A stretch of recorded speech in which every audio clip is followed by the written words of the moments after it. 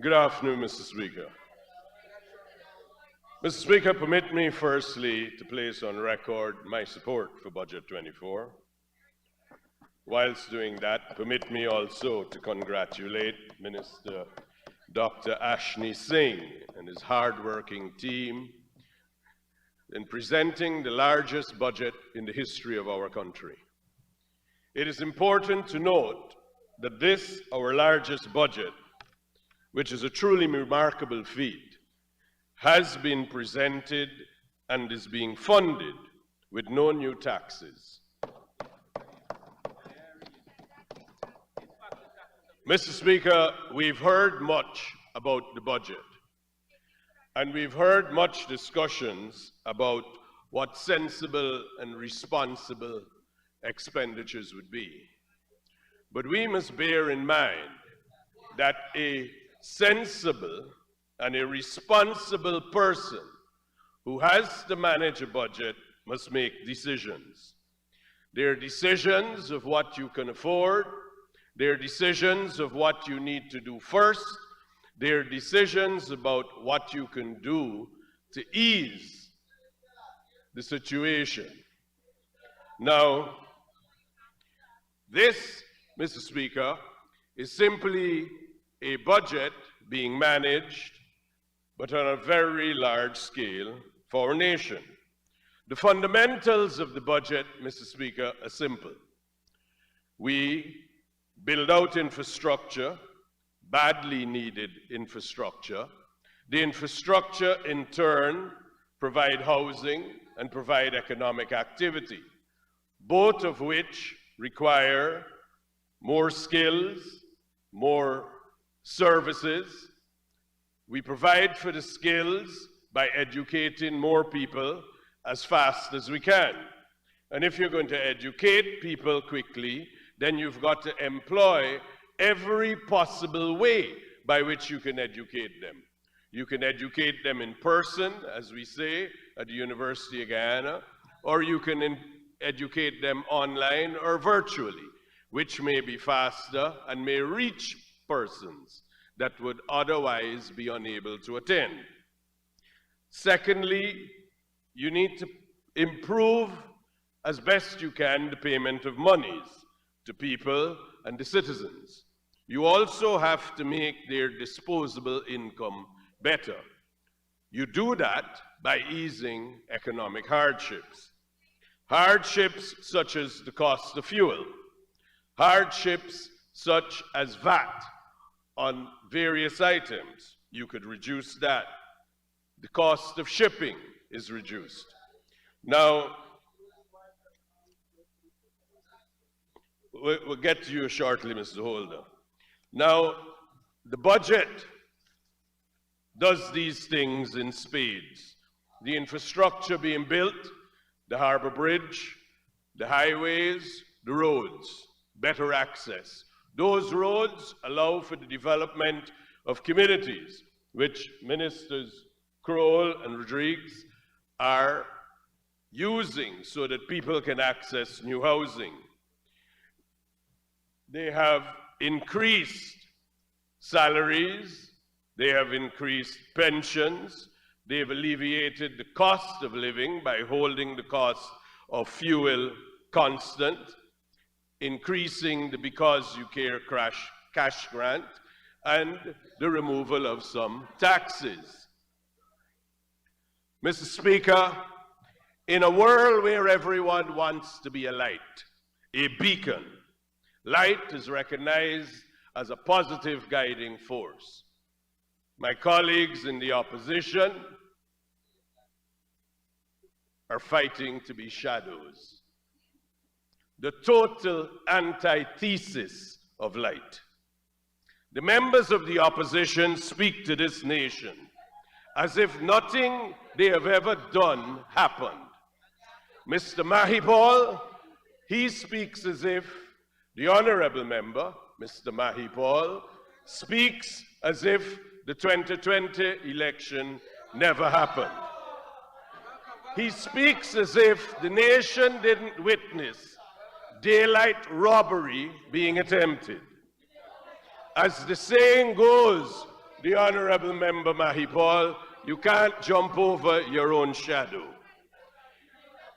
The disregard for facts, basic, simple facts, is astonishing.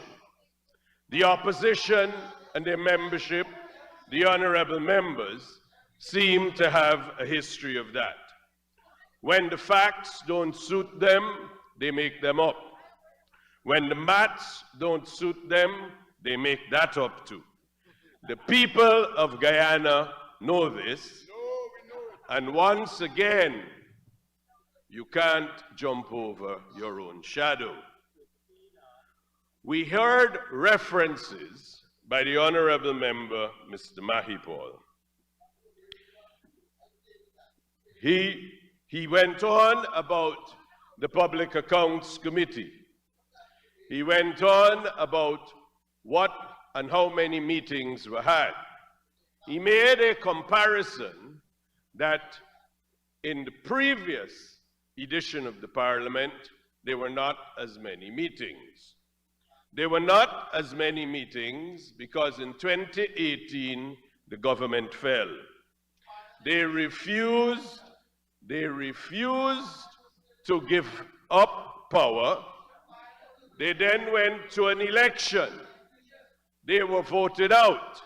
And again, they refused for 5 months to give up power.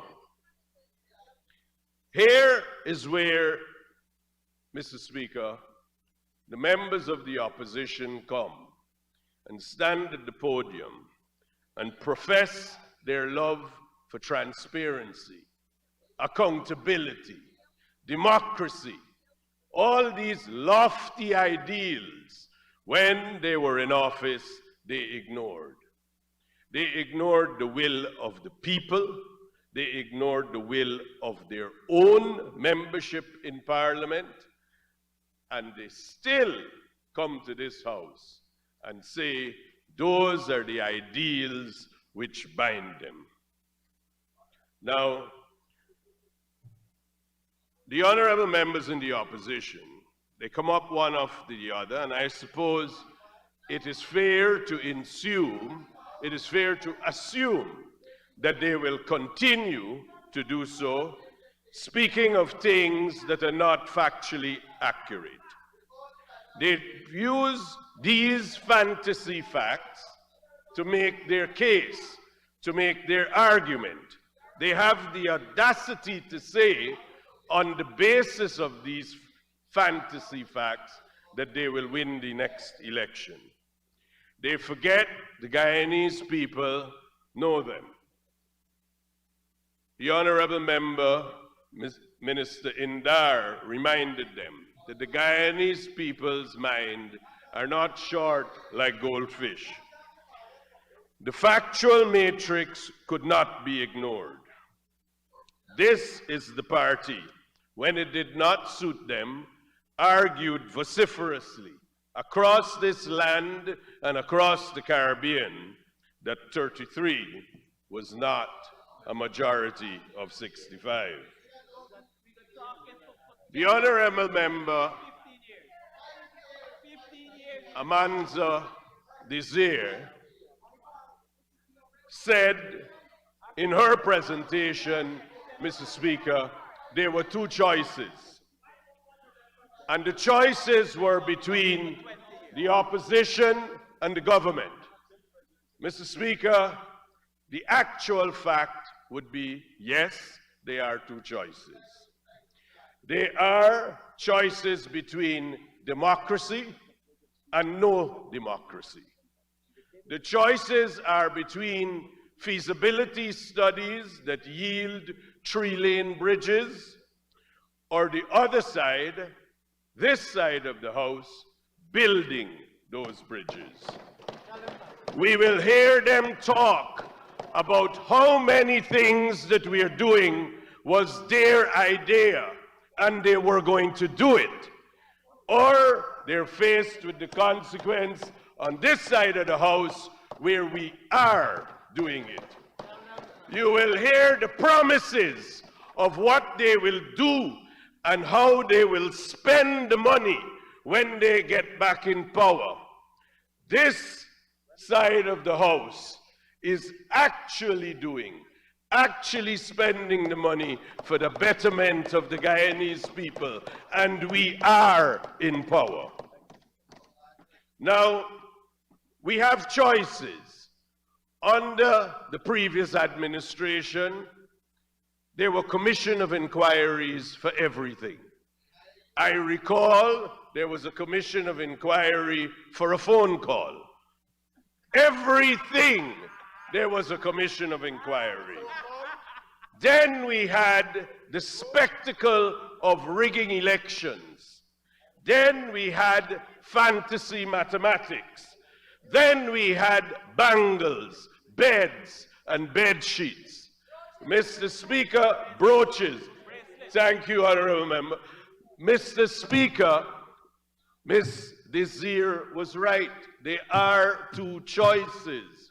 We can go back to the choices that involved feasibility studies and rigged elections, or we can actually participate in the development in Guyana. Now, Mr. Speaker, Ms. Desir, the Honorable Member, and others have repeatedly said they can't support the budget.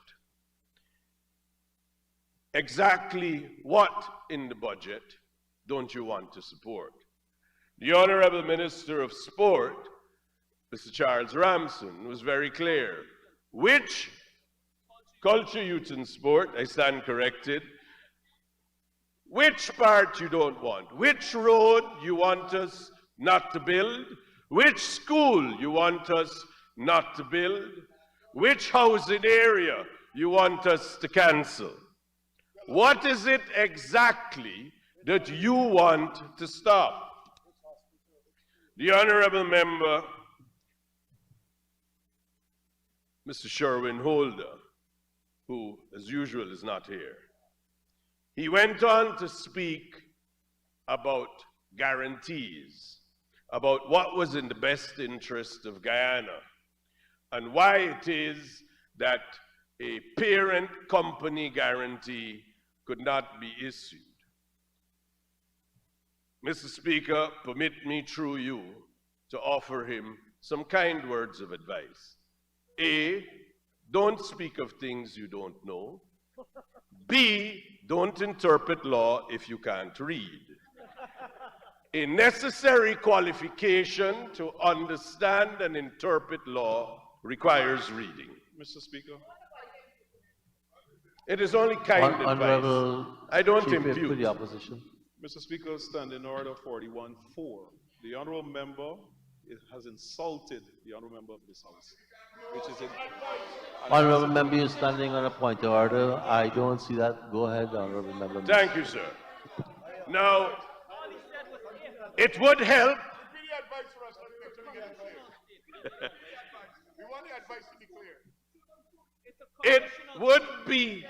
It would be, and it has been my suspicions, Mr. Speaker, is that at the very beginning, the honourable member got the judge wrong.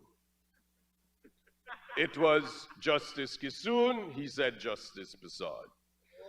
Entirely different. Two different cases. The letters I have compared in the two names, remarkably, they're none in common.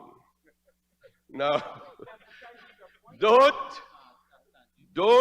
speak if you don't know.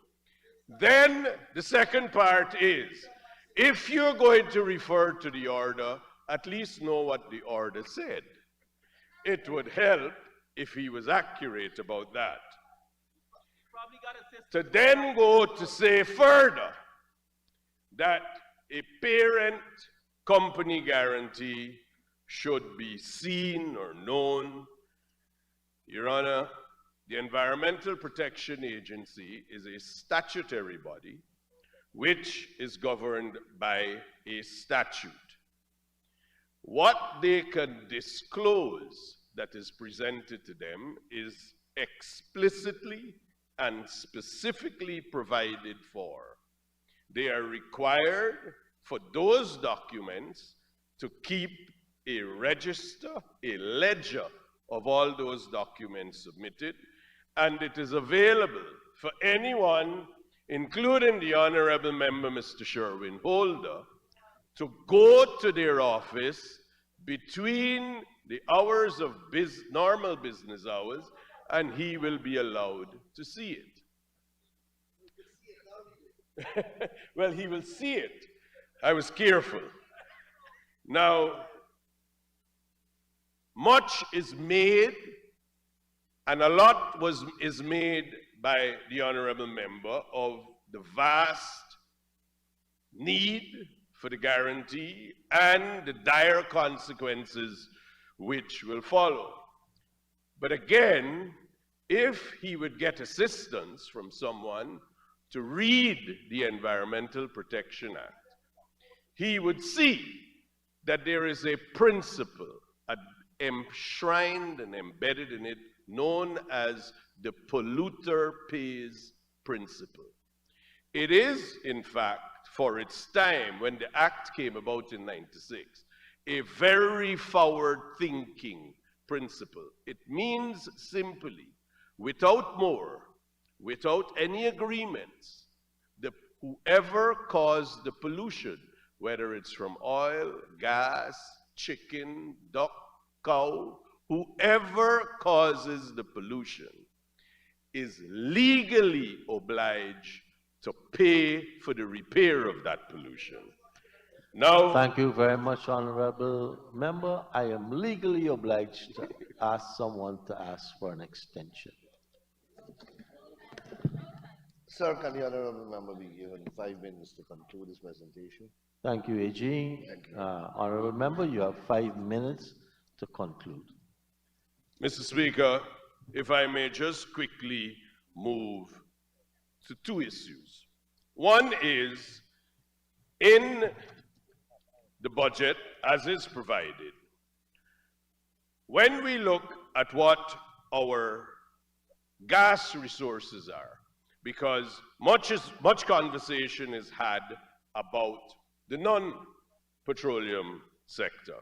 And if we look simply at local content, for example, the local content since January 2022 to present, contractors, subcontractors, and licensees reported to the Secretariat number 3,938 local hires.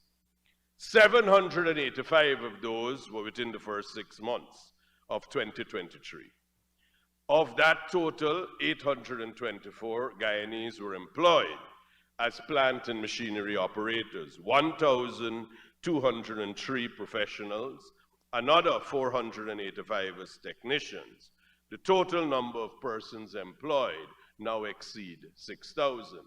I say that to make the point, Mr. Speaker, that when we're saying that we're not taking steps to improve the lives of the average citizen, we are. The Local Content Act by itself has provided the opportunity for locals to be employed. The education system is providing the education they need to be able to be employed. Mr. Speaker, comments that are made about generations and future generations and the use of the Natural Resources Fund. It is important to note, Mr. Speaker, that there is a withdrawal rule from the fund that guarantees that some of the money will remain while others will be used for the benefit of the present population.